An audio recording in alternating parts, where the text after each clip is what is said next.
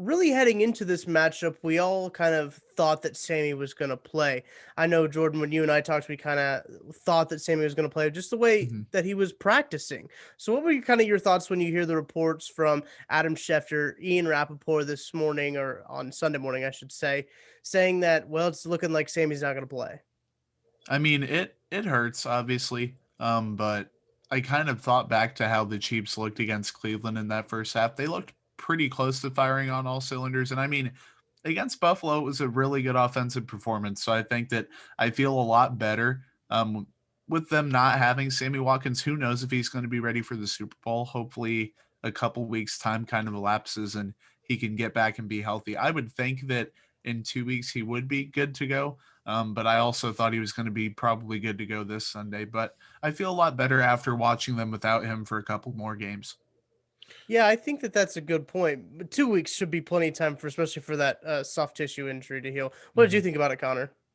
I just think that it let Tyreek Hill and Travis Kelsey show that they are just ridiculous players. Yeah. Good God, they have been on a absolute tear this year, just both of them, and in the playoffs especially, both of them have gone over 100 yards both games. Hmm. So I mean, missing Sammy is it does hurt a bit, but the offense didn't really miss a step.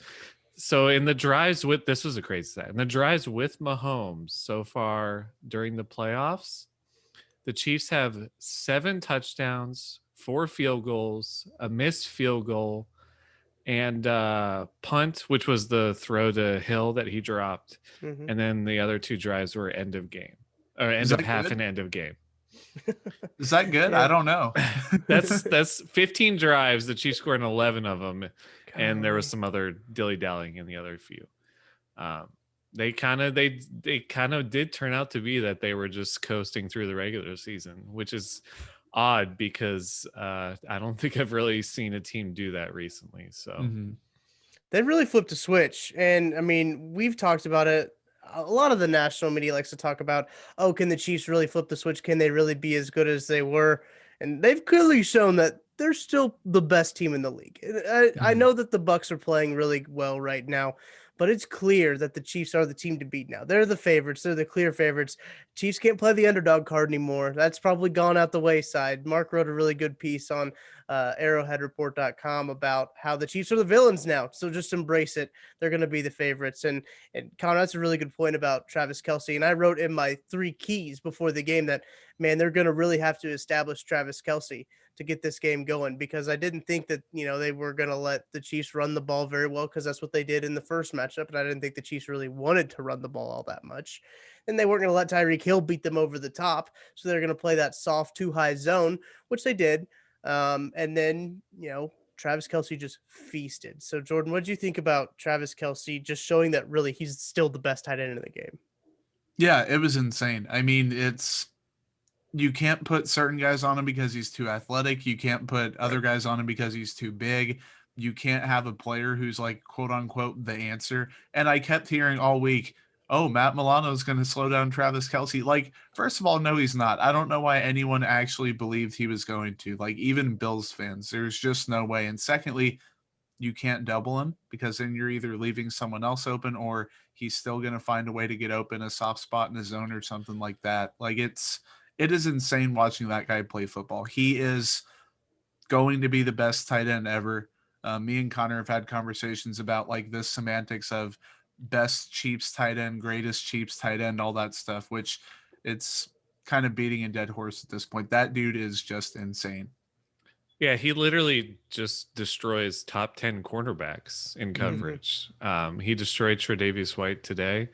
So did Tyreek Hill, by the way. He was Oh, putting yeah. him on skates all game.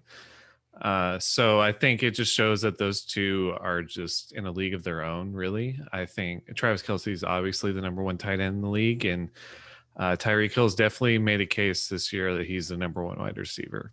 Um, People have always said he's the number one like weapon or number one like big play guy, and kind of rated him like 5 or 6 as wide receiver goes. But I think he's just proving this year that he's just the top 2 wide receiver at the least.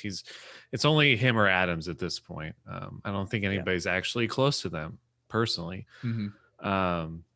So I think this was kind of a game where all the Chiefs stars flexed their muscles on offense. It was Mahomes shaking defenders, throwing it with guys hanging on him in the pocket. It was Kelsey converting first down after first down, and it was Hill on that crazy 71-yard run.